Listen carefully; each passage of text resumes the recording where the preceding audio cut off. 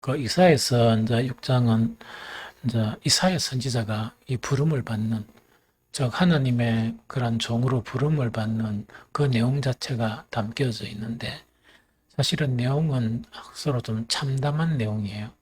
그 참담하다는 것은 전혀 희망이 보이지 않는 그 내용이 이렇게 수록되어 있는 것이 바로 이사야서 6장이고, 그 이것을 읽다 보면 마음이 답답하고 이 참 이렇게 답답한 그런 말씀이 바로 오늘 읽었던 그런 말씀입니다. 제 1절에 보니까 우시아 왕이 죽던 해에 내가 본 적 이렇게 이제 기록이 되어 있거든요. 그러면 이 1절에서 우시아 왕이 죽던 해라는 것은 저번에 그 이사야 선지자가 그 이 선지자 활동을 하던 그 시기를 이야기했죠. 그래서 우시아 왕이 죽던 해라는 것은 뭐냐? 이게 원문 자체를 보면 꼭 뭐 죽던 그 해에 한 그런 개념이 아니고 아직 살아있기는 살아있고 이제 그 이 우시아 왕이 죽을 때가 된 그런 상황 가운데 있는 그 시대다 하는 그 이야기죠. 그런데 우리가 알 수 있는 것은 뭐냐? 우시아 왕 때에 사실은 어떤 때인가 하니까 이 유다가 그 이 이스라엘의 그런 최고 전성기 때 있죠. 이 다윗 왕이나 그런 전성기 때의 그 국력을 거의 회복한 그런 단계예요. 그럼 억수로 이 호황을 누리고 이 나라가 좀 부강하죠. 또 그것뿐만 아니고 백성들은 어떤 상태인가 태평 시대를 이렇게 누리고 사는 그런 시대예요. 그래서 이런 시대거든요. 이런 시대에 이때 누가 부름을 받느냐? 바로 그 이사야가 부름을 받는 거예요. 좀 이해가 되죠?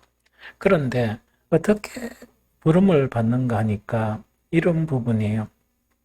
이 당시에 당시의 시대적 특성 자체를 보게 되면, 많은 선지서를 보게 되면 어떻게 이제 평가되는가 하니까 이 국력 자체는 최고조에 다다른 그런 상태고, 백성들은 뭡니까? 태평을 향유하는 그런 시대였었습니다.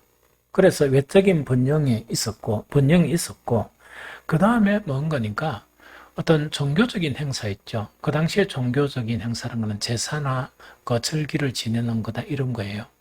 이런 것 자체는 이사야서 1장에 보더라도 그걸 잘하고 있었어요. 그러니까 그 외적으로 보면 어떤 상태인가니까 나라도 잘 살고, 그 다음에 국력도 상당히 강하고, 또 모든 그런 절기를 잘 지키고, 또 모든 제사를 잘 지키는 그런 상황 자체가 이제 상황 자체를 이야기하는 거예요. 그런데 이런 상황인데도 그 위기를 절감한 사람이 한 사람이 있었다는 이야기거든요. 그러니까 그 당시에 많은 선지자들이나 많은 사람들이 있었는데 아무도 그 시대를 보면서 위기답고 느껴지지를 않았던 거예요. 위기라고 느껴지지 않았는데 오직 이사야만이 위기로 느낀 거예요. 참 대단하죠? 위기로 느끼다 보니까 이사야가 어디를 향하느냐? 이사야는 왕궁에 거하는 신이라 불릴 만큼 그 선지자예요. 그런데 어디로 가는가 하니까 바로 한 번만 그런 게 아니고 이 성전을 향하는, 즉 이사야 선지자가 이 성전을 향하는 그 위기인 것을 알고 그런 것이죠. 그러면 이사야가 왜 위기를 느꼈을까? 많은 그 사람들은 이건 아무도 위기를 못 느낀 거예요. 편안하다 느끼고 정상적인 그런 신앙으로 느꼈는데 이사야 선지자만이 위기로 느낀 것이 왜 느꼈는가 하니까 이 그 형식적인 그런 제사나 그 하나님과의 관계나 이거는 별 문제 없어 보였습니다. 그런데 그 백성들의 마음 속에 하나님에 대한 사랑이나 어떤 열정이 있죠. 이게 없는 거예요. 그렇게 그 하나님에 대한 사랑도 없고 또 주님에 대한 간절함이나 그런 열정도 없이 그냥 이렇게 이 좋은 세상을 누리면서 이렇게 신앙의 활동을 이렇게 하고 있는 그런 상황이었어요. 그러다 보니까 거기서 뭐 제사를 안 드렸다든가 절기를 안 지켰던가 이렇게 하면 막 이렇게 그걸 문제로 삼을 사람도 있겠지만 잘하고 있었어요. 잘하고 있었거든요. 그런데 잘하고 있었는데 실질적인 문제를 이렇게 꿰뚫어 본 선지자가 바로 누구였느냐? 이사야 선지자였다. 물론 이 한 명만이 아니에요. 이 당대에 이 선지자 활동을 하던 그 사람들의 눈에는 다 이렇게 문제로 보인 거예요. 그 문제로 보이는데 그것이 뭐냐니까 너무나 형식적이고 이 속 알맹이 자체는 아무것도 없는 그런 활동들 자체를 본 거예요. 그러니까 위기를 직감하면서 이 선지자들은 어디로 가느냐? 그냥 막 편안하게 이렇게 삶을 누리는 게 아니고 오늘날 같은 그러면 정말 다시금 산에 가서 기도를 하고 정말 이 성전에서 기도를 하는 그런 선택을 한 것이 바로 이사야 선지자였다 하는 그 이야기거든요. 그러면서 어떻게 되는 거니까 그래서 이것이 뭐 한 번 이런 건 아니겠죠. 기도하는 시간이나 하나님께 간구하는 그 시간을 갖다 보니까 그 속에서 이 환상을 보게 되는데 자기는 성전에 있었지만 그 어디로 가느냐, 어디로 이끌려서 가느냐, 천상에 이 하나님의 이 재단으로 이끌려서 가는 거예요. 그래서 거기서 뭘 보느냐, 하나님을 배우는 거예요. 그게 이제 뭐냐니까 그 이제 6장부터 보면 나오죠. 6장 1절. 제가 읽어볼게요.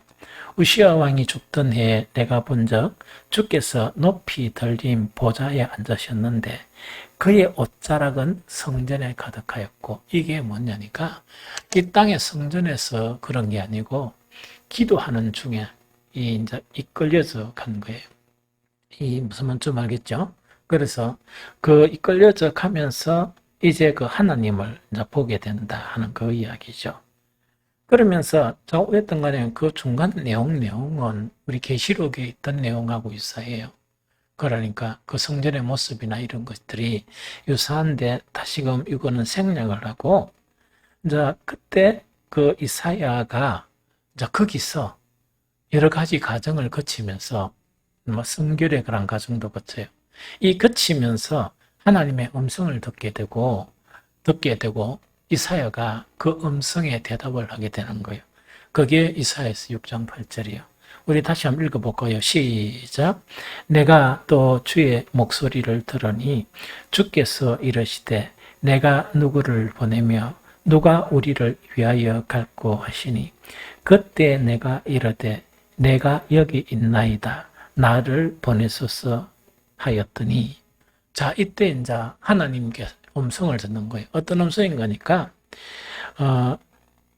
주께서 이르시되 내가 누구를 보내며 누가 우리를 위하여 갈고 이제 이 음성을 듣는 거예요. 그러면 이제 이거는 뭘 이야기하는 거니까 이 당시에도 여러 사람들이 있었겠죠. 이 오늘날 같으면 성직자나 상당히 많았겠죠. 왜 호황을 누리고 그 제사를 다 한다 그래도 얼마만큼 그런 성직자가 필요하겠습니까?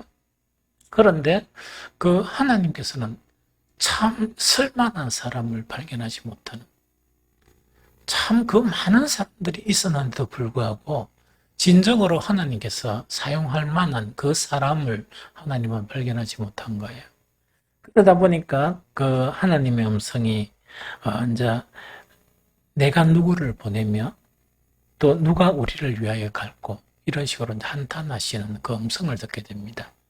음성을 딱 들으면서 이 이사야가 이 분년이 뭐냐니까 뭐라고 이야기합니까? 그때 내가 이르되 내가 여기 있나이다. 나를 보내소서 하였더니 이렇게 되는 거예요. 그러고 난 다음에 이사야서 자체 전체 아주 방대하죠. 방대한 이 하나님의 이 메시지를 전하게 되는 그런 선지자로 이 사용을 받게 됩니다. 얼마나 내용이 많습니까? 그런데 제가 이사야서 6장을 이야기하면서 참으로 참담하다, 또 참으로 답답하다 하는 것 자체, 또 어떤 놈은 참으로 슬프다 하는 것 자체가 뭔가니까 이사야서 자체가 문체도 아주 세련되고 주옥 같은 그뿐만 아니고 그 신약 성경에 많은 저자들이나 예수님도 이사야 선지자의 이 그 예언이죠. 이걸 인용한 게 참 많습니다. 이 참 많거든요. 그러면은 그 참 좋은 일이죠. 좋은 일인데 이사야 선지자가 이것을 막 외치겠죠. 너무 이 많은 하나님의 말씀을 외치겠죠. 그런데 외치는데 어떤 현상이 나타나는가? 그걸 하나님이 말씀하시는 거예요. 이해됩니까? 그러면 하나님의 말씀을 전하면 뭔가 변화도 일어나고 좋은 희망도 있고 이래야 되겠죠? 그런데 실제로 일어나는 일이 뭔가 하는 것을 일깨워 주는데 그것이 뭐냐니까 9절, 10절 말씀이다 하는 그 이야기입니다. 그게 뭐냐니까 여호와께서 이르시되 가서 이 백성에게 이르기를 너희는 듣기는 들어도 깨닫지 못할 것이요 보기는 보아도 알지 못하리라 하여 이 백성의 마음을 둔하게 하며 그들의 귀를 기가 막히고 그들의 눈이 감기게 하라. 염려하건대 그들이 눈으로 보고 귀로 듣고 마음으로 깨닫고 다시 돌아와 고침을 받을까 하노라 하시기로 이 내용이에요. 그렇게 이 상황 자체가 너무나 답답하고 참 참담하고 정말 이렇게 슬픈 그런 거죠. 이사야 선지자가 많은 것들을 예언합니다. 예언을 하는데 하나님께서 말씀하신 게 뭡니까? 이 백성은 어떻게 된다고? 들어도 깨달음이 없다.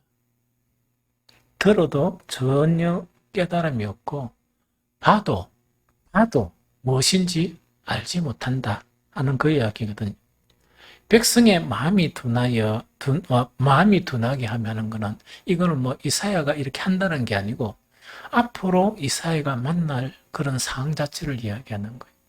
그래서 마음이 둔하고 그들이 기가 막히고 그들이 눈이 감겨져 버린 거.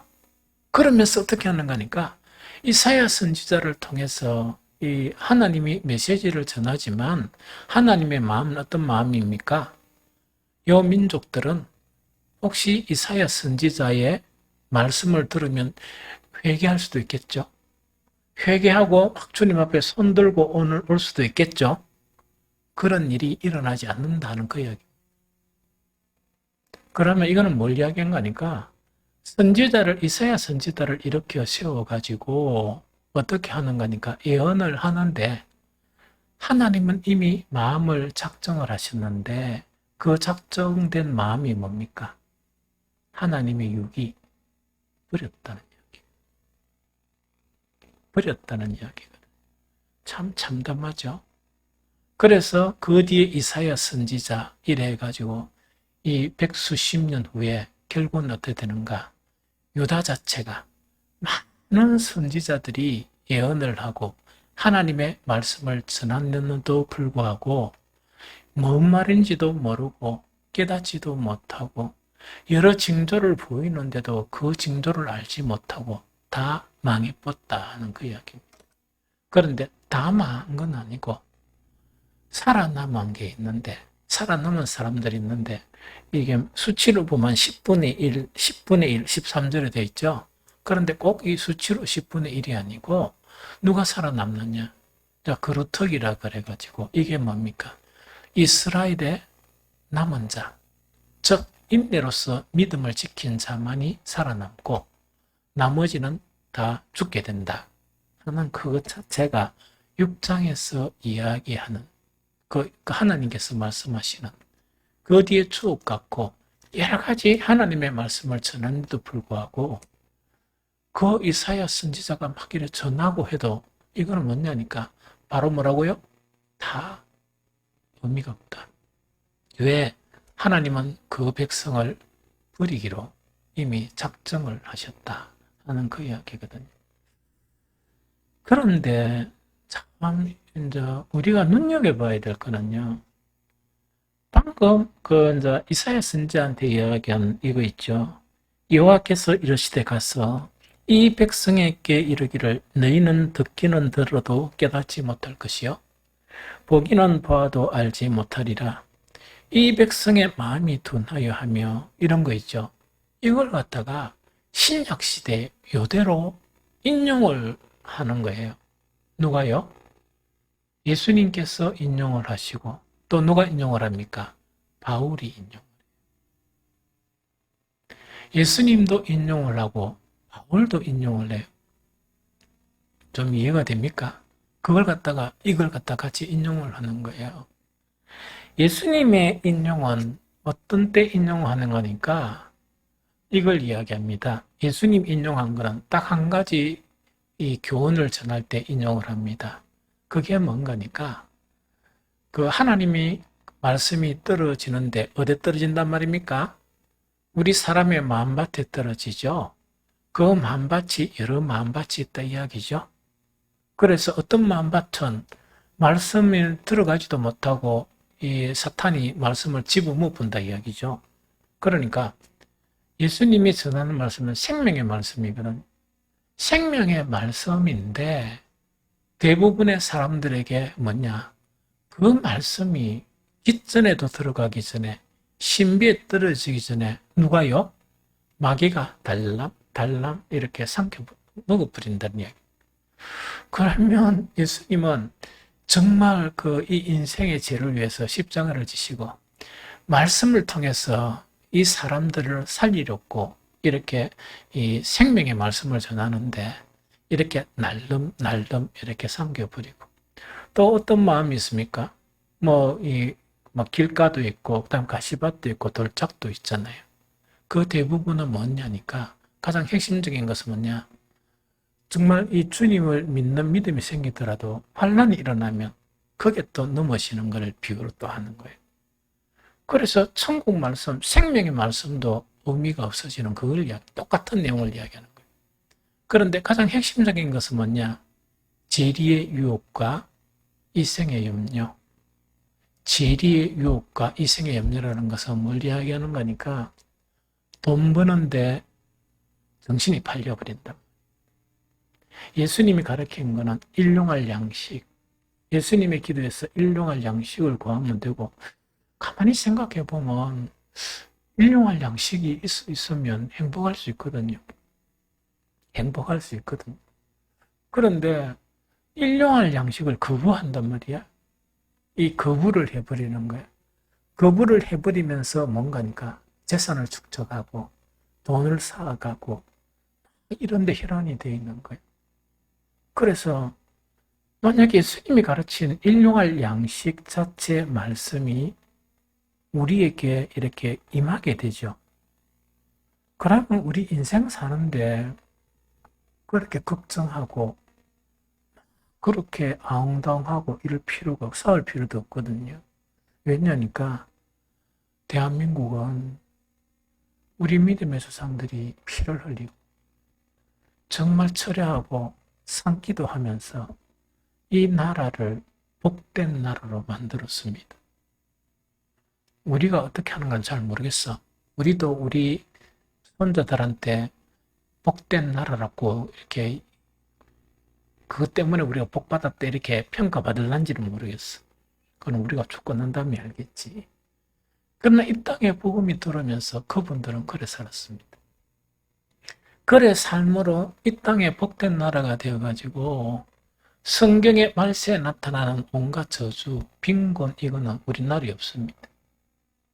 우리나라에 없고 노력만 하고 조금만 이렇게 움직이면 욕심을 버리면 그럼 작은 공간에서 아주 이렇게 사이좋게 그 맛있는 거 먹어가면서 오늘은 뭔가니까 뭐 감자면 내일은 뭐 저거 이렇게 많은 것을 이렇게 선택하면서도 먹을 수 있거든요. 꼭 라면만 먹는 게 아니고 그렇게 살 수가 있는데 사람들의 마음속에 물질의 노예가 되어버린 거예요. 물질의 노예라는 것은 사탄의 권세에 굴복했다는 이야기.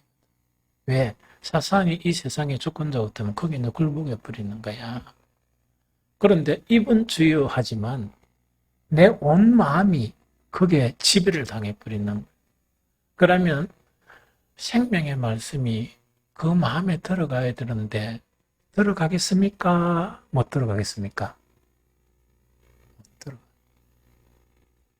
그러면서 예수님 이야기하시는 것은 뭐냐? 4분의 1. 3개는 안 되고 좋은 마음, 좋은 이 땅에 떨어졌다는 것은 이야기거든요. 말씀이 그 내면에 들어가 가지고 열매를 맺는다거든. 참 그리스도인은 열매가 있는 그리스도인이 참 그리스도인이, 안 그러면 다 가짜예요. 가짜야. 성령의 열매나 우리 기도 노트도 열매 있죠. 회개에 합당한 열매, 의와 평강의 열매, 빛의 열매. 빛의 열매라는 게 뭐예요? 내가 억수로 좀 못된 놈이었는데 복음을 통해서 마음이 진실하게 되는, 그리고 착하게 되는 거예요. 내 의가 아니고 하나님의 의를 추구하면서 사는 그 열매가 맺고 말이 달라져 버린 거예요. 말만 놓으면 막 그 속에 드렁기 막 놓다가 그게 없어지고 생각이 바뀌고 깨닫는 것이 바뀌다 보니까 구구절절히 나오는 게 사람들에게 위로가 되고 용기를 주고 힘을 주고 그런 말로 바뀌어버려요. 또 그것뿐만 아니고 성령의 열매라는 것은 뭐냐? 이기심만 가득했던 사람, 이 이타적인 사랑의 열매가 맺어지는. 그 다음에 이 세상 살면서 딴 사람들은 막 이렇게 살아도 아까 이야기했죠? 일용할 양식이 있고 내가 이렇게 있을 작은 공간이 있으면 그것이 막 기쁨이 되는 거야. 그것 자체가 내 어떤 행복의 기준에서 사라져 버린 거예요. 그런 열매가 맺어지고 화평, 되도록이면 좀 화난 일이 있어도 그래도 잠깐 화냈다가 또 평화가 되고 오래 참음, 자비, 불쌍히 여기고 그 양선이란 거는 모든 걸 선하게 생각하고 그 다음에 충성, 온유, 절제 뿐만 아니고 거룩의 열매가 맺어지는 걸 이야기하거든요. 그래서 성경에 이야기하는 참 그리스도인은 어떤 사람이냐? 말씀을 듣고 요런 열매들이 맺히는 걸 이야기해요. 뭐 저게 맺히든 그럼 여러분들 생각 안 해보세요. 우리 교인들에게 이런 열매들이 다 맺힌단 말이야.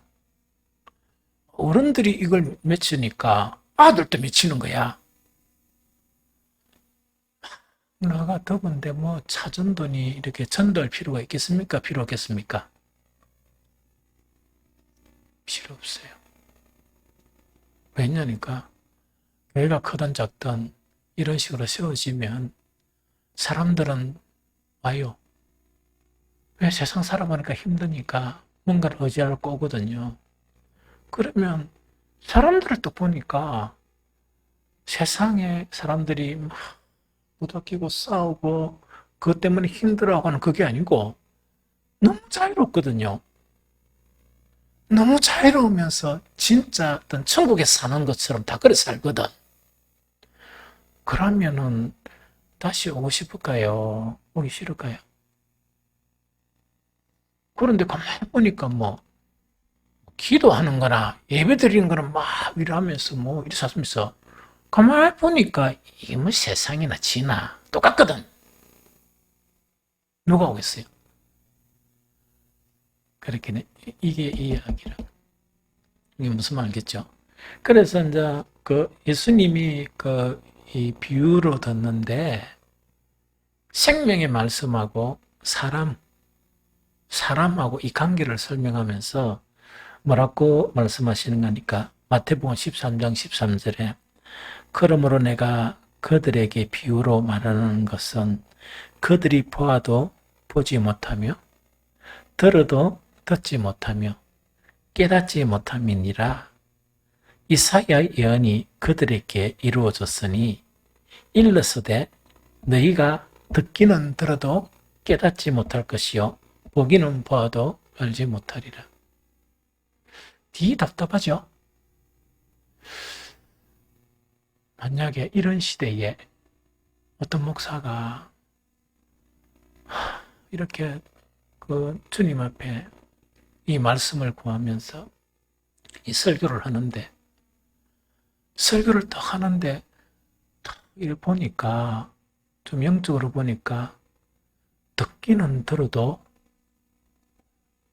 별로 기대가 안 된다. 깨달음이 없는 것 같다. 보기는 보아도 뭔지도 구분도 못한다. 그걸 매일매일 보고 살면은 되게 힘들겠죠. 그 선지자가 이사야 선지자고 예레미야고, 정말 모든 선지자가 그런 고난 가운데, 어려운 가운데 훤하게 보이는데, 훤하게 보이고 아무리 말씀을 전해도 이게 뭐 선지자 자체가 이러하라, 내가 이 속을 확 뒤집어 줄게 이러면 되겠지만 그 일은 하나님이 하시는. 그러면 되게 답답하겠죠. 저는 에레미야나 이사야나 구약을 왜 자꾸 인용하고 이렇게 하느냐, 오늘 시대하고 너무 유사하다. 지금 이 시대하고 너무 유사하다. 좀 이해가 됩니까? 그래서 이 시대가 이 시대뿐만 아니고 예수께서 십자가를 지식으로 작정하시고 생명의 말씀을 전하는 그때도 이사야서 이 말씀을 인용하는 거예요. 그거는 나타나죠. 많은 사람들이 다 거부하고 다 거부하는 거예요. 그래서 다 거부한 게 아니고, 그 뒤에 마태복음 13장 16절 17절 제가 읽어드릴게요. 그러나 너희 눈은 봄으로 너희 귀는 들음으로 복이 있도다. 내가 진실로 너희에게 이르노니 많은 선지자와 의인이 너희가 보는 것들을 보고자 하여도 보지 못하였고, 너희가 듣는 것을 듣고자 해도 듣지 못하였느니라. 그럼 뭡니까? 그 아무 신앙의 배경이 없는 예수님의 제자들을 향해서 말씀하신 거예요. 무슨 말이겠죠? 참 신앙은 눈이 열려야 돼요. 심령의 눈이 열려서 뭔가 보여야 돼요. 본다 못 본다니까, 여러분들이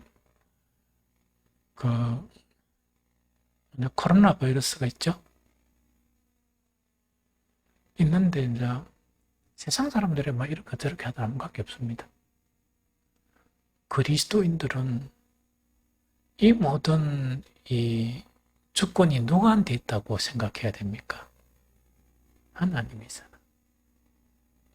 하나님이잖아.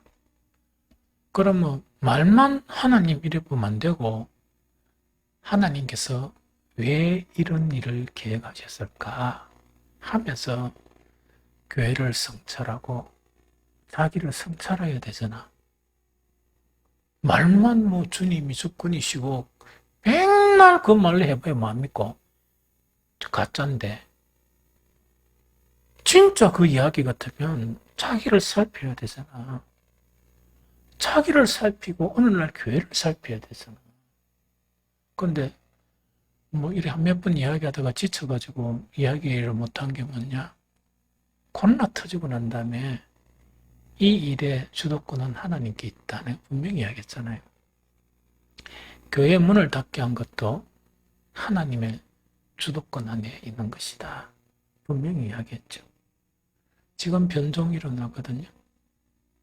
그런데 이렇게 보여주도 그 그리스도인들이요, 뭐 백신이 어떻고 멋이 어떻고 그만 메이고 하나님만 딴 데 계시고 이러면 그 양반이 하나님을 믿는 게 진짜 믿음이겠어요? 가짜지. 말만 가지고 하나님 믿지. 백신은 맞지 말란 이야기가 아니고 모든 것이 하나님께 주권이 있다. 이걸 생각하면서 두려워하면서 이렇게 준비를 하고 자기를 성찰하고 회개하고 이래야 되지. 백신이 언제 오는가요? 멋이 어쩌고요? 이런 거 세상 사람도 알고 있답니까?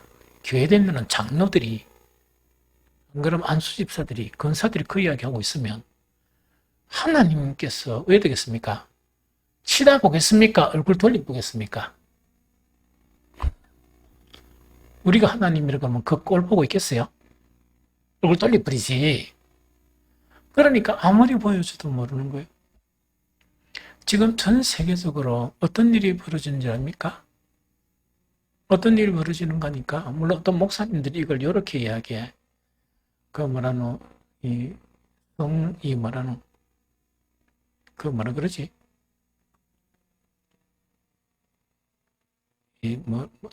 동성, 합법화한 모든 나라에 기상이변이 일어나는데, 이 주먹 같은, 우박이 떨어지면서, 그뿐만 아니고 완전히 엉망진창이 되는가 봐요. 그러면 하나님께서 그런 거를 보여줘도, 아무 깨달음이 없는 거야. 성경에는 뭡니까? 여러 가지 말세의 징조가 이렇게 있잖아요. 있는데도 아무런 깨달음이 없는 거야.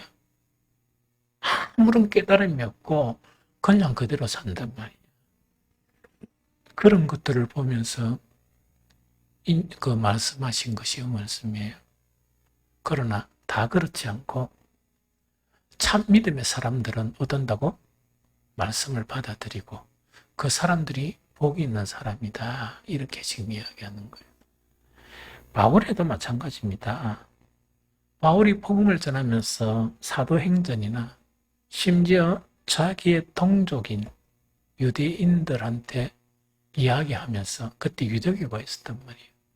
뭘 이야기하는가 하니까 요걸 그대로 인용을 해요. 방금 우리 인용했던 거 있죠? 이거는 뭐냐니까 듣기는 들어도 정말 깨닫지 못하고 보기는 봐도 알지 못하는 사람들이다. 이렇게 이야기해요. 이 무슨 말인지 좀 알겠죠? 그래서 이사야서에 일어났던 것이 이사야 당대에만 있었던 문제가 아니고 역사 속에서 계속 지속되는 문제예요. 우리는 역사가 교훈이 돼가 우리는 이 당대에 살다가 언젠가 죽음을 당하게 되고 주님 앞에 서게 됩니다. 성경의 모든 역사는 우리에게 교훈을 주는 거예요. 우리는 그렇게 하지 말자는 그 교훈이거든요. 그런데 이사야 시대 교훈이나 예수님이 구세주로 이 땅에 오셔서 이 비유로 교훈을 줘도 계속 듣기는 들어도 깨달음이 없는 상태가 되어 있다. 그러면 참 이거는 참 참담하고 답답하고 그런 상황이지. 그래서 사탄에게 속으면 안 돼요. 교회 출석한다고 구원이다 이렇게 하면 이스라엘 제사장들은 다 구원받았어야지. 안 그렇습니까? 그게 아니란 말이야. 그래서 이 예언이 바로 이 예언이다. 그러다 보니까 이사야가 하나님께 질문을 하는 거예요. 답답하니까 겁나니까 11절 12절 내가 이르되 주여 어느 때까지니까 하였더니 그러면 이 듣기는 들어도 깨닫지 못하는 이 때가 어느 때까지 하나님 이걸 하실랍니까? 그렇게 질문을 해요. 딱 하니까 하나님의 대답이 이사야 6장 11절 12절이라 내가 이르되 주여 어느 때까지니까 하였더니 주께서 대답하시되 성읍들은 항폐하여 주민이 없으며 가옥들에는 사람이 없고 이 토지는 항폐하게 되며 여호와께서 사람을 멀리 옮기셔서 이 땅 가운데 항폐한 곳이 많을 때까지니라 이야기죠. 그럼 이는 언제까지입니까? 망하는 그 순간까지 이런 일은 지속된다 이야기입니다. 그럼 이때 가장 가까운 망하는 게 뭡니까?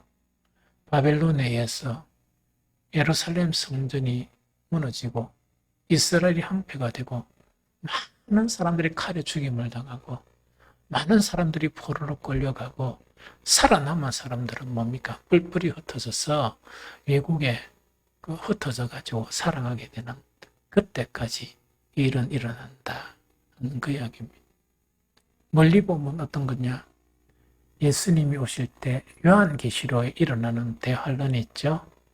그때까지 지속적으로 뭐냐? 듣기는 들어도 깨달음이 없는 이것은 지속이 된다 하는 걸 이야기합니다. 무섭죠?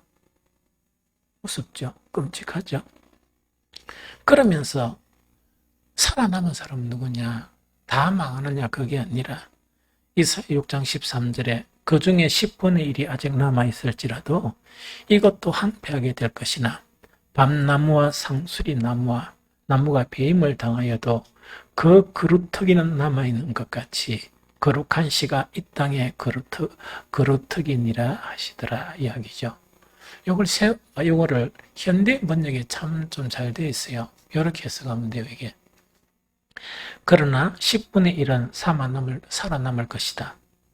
비록 그것이 다시 소멸될지라도 밤나무나 상수리 나무가 잘리면 그루터기는 남아있듯이 이 땅의 거룩한 씨는 그 그루터기처럼 남아있을 것이다. 이 이야기입니다. 이사야서만 보면 뭔가니까 이야기입니다. 하나님의 선민으로 선택을 받았죠. 선택을 받고 난 다음에 이 양반들은 우여곡절을 겪고 하나님께서 약속한 땅, 가나안 땅을 차지하게 돼요. 가나안 땅을 차지하게 되는데 가나안 땅을 차지하게 되면서 유일하게 하나님께서 주신 법이 뭡니까? 신명기예요. 그걸 신명기 사건이라고 그래요. 신명기대로만 살면 살아남는다. 그대로 안 살면 죽는다 이 이야기거든요. 신명기에서 뭘 이야기합니까? 이방 민족의 풍습을 따르지 말고 오직 하나님의 말씀을 순종하며 살아라. 그러면 산다 하는 이야기거든. 그러면 남은 자는 어떤 사람이냐? 세상에 살다가 우리도 이스라엘 민족들처럼 택함을 받고 복음의 말씀을 들었죠. 오로지 주님의 말씀만이 나의 모든 법으로 섬기고 사는 사람이 참 그리스도입니다. 그걸 이야기하거든. 안 그러면 뭐냐? 이 세상에 완전 문화나 이 세상 것 자체가 우리의 마음을 지배하면 들어도 깨닫지 못한다. 하나님께서 이런 징조를 보여줘도 뭔지도 모른다. 그러면서 개종에는 그 똑똑이 있죠. 지는 똑똑한데 하나님 편에서는 보니까 좀 맹한 사람들이 있죠. 진짜 똑똑한 사람 같으면 열매가 나타나야지. 복음이 들으면 그런 열매가 전고로 나타난단 말이야. 그걸 보여주면서 난 진짜다 이렇게 생각해야지. 열매가 없는데 뭐 진짜다 뭐 아무리 주장해봐야 그 진짜입니까? 진짜가 아니지. 그 이야기죠. 한 가지만 딱 이야기하고 기도하고 마칩시다. 내일 또 아침부터 새벽 기도해야 되니까. 그러면 왜 이들은 그 신명기 그 땅을 차지하기 전에 모세가 죽기 전에 그게 복잡한 원리 같으면 잊어버린단 말이야? 하나도 안 복잡하고 간단하거든요. 뭔가니까 이방 민족을 따르지 말고 뭐라고요? 이 하나님의 법대로만 살아라. 그 이야기거든.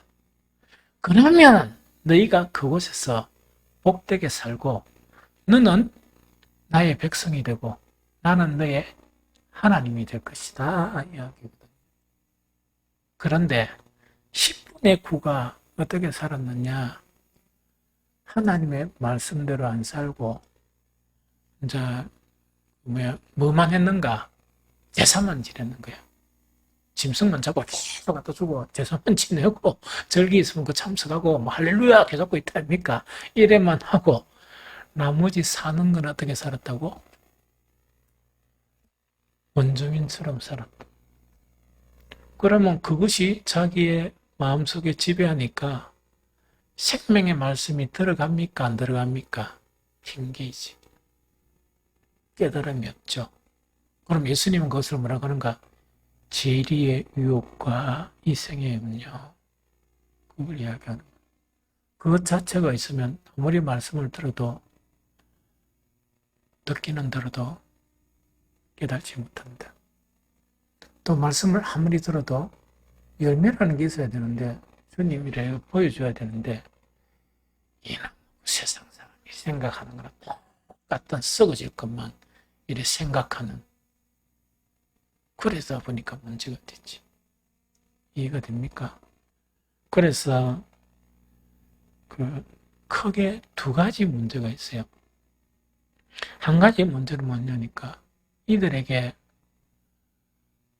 하나님은 목적이어야 되는데 하나님이 수단이 돼버려. 목적은 뭡니까? 농사 잘 짓고 잘 살고 하는 게 목적이 돼버리고 그걸 위한 수단이 하나님 돼버린 거예요. 그래 하나님이 얼마나 괘씸하겠습니까? 그거 그렇고 하나는 그 뒤에 흘러놓으면서 하나님은 신정국가를 만들기 위해서 위대한 다윗을 왕으로 세웁니다. 그래서 그 후의 왕들한테 다윗 왕처럼만 하면 된다. 얘네가 모델로 삼았거든요. 그 아들이 누구였습니까? 바보. 돈 많은 이 멍텅구리. 솔로몬이 뭐 했는가니까 막 이래 성전 짓고 이래 잘했는데 열왕기상 3장 1절에 보면 솔로몬이 애굽의 왕 바로와 더불어 혼인관계를 맺어 그의 딸을 맞이하고 다윗성에 데려다 두고 자기 왕궁과 여호와의 성전과 예루살렘 주위의 성의 공사가 끝나기를 기다리니라. 많은 주석가들이 이걸 갖다가 미화시켜요. 저는 그게 동의를 하지 않습니다. 이 고대 국가에서 그 왕이 이제 왕족하고 결혼하는 거 있죠. 이거는 정략적인 결혼. 그럼 이 당시에 애굽이 아주 대단한 거였거든요. 이건 어떤 문제를 이야기하느냐. 자기 아버지는 누구만을 섬겼습니까? 오직 하나님이에요. 그런데 솔로몬은 이제 이 뒤로부터 바뀌는 게 말은 하나님인데 실제로 무엇을 의지한다고? 세상의 권력을 의지하는 거. 전락된 거예요. 이 당시에요. 이 바로의 이 딸 있죠. 이 딸이 이렇게 이제 결혼하러 오잖아요. 올 때 뭐는 거니까 달랑 못만 오겠습니까? 모든 시녀들과 지가 섬기는 신하고 모든 걸 다 같이 옵니다. 모든 걸 다 같이 와가지고 난전 왜 되는가? 성전에서 뭐가 일어나는가? 종교 혼합주의가 일어나는 거예요. 지금 기독교는 참 예수 그리스도의 종교여야만이 되는데 이단은 밖에 있지만 너무나 혼합적인 것들이 많이 들어왔습니다. 그러다 보니까 그 하나님은 어떤 하나님이냐? 신 중에 신이세요. 그런데 잡티들 들고 와가지고 그 이론들 들고 와가지고 그래 하면은 하나님의 얼굴 돌리겠습니까? 안 돌리겠습니까? 살 수 있는 길 오직 주님만 믿어야 돼요. 오직 예수님만. 우리가 살 수 있는 길 오직 예수 그리스도의 말씀만 붙들고 남은 인생을 그렇게 살아야 됩니다. 그래야 살 수 있습니다. 그래야 살 수 있지 10분의 9처럼 버림을 안 받으려고 그러면 그런 신앙으로 돌아가야 됩니다. 그래서 오늘날 너무나 위험합니다. 그래서 10분의 9라 그러면 대다수가 그러는데 다른 교회 사람들이 딴 사람들이 그래 한다고 하는 것은 대단히 위험한 거죠. 그래서 오로지 성경만을 봐요. 그리고 여러분들 속에 있는 재리의 유혹, 사랑할 염려 있죠. 사랑할 염려가 바로 공주하고 결혼하는 것 똑같아. 솔로몬하고 같아. 주님은 바빠야지. 그래서 우리는 이때까지 잘 살았으니까 남은 인생을 그래 살아야 됩니다. 그러면 이 목사가 100% 보증할게요. 반드시 천국에서 만난다는 걸 보증할게요. 그렇게 하면 반드시 천국에서 만난다. 그래서 그 말씀이 오늘 주시는 그런 말씀이다. 그 부분이죠.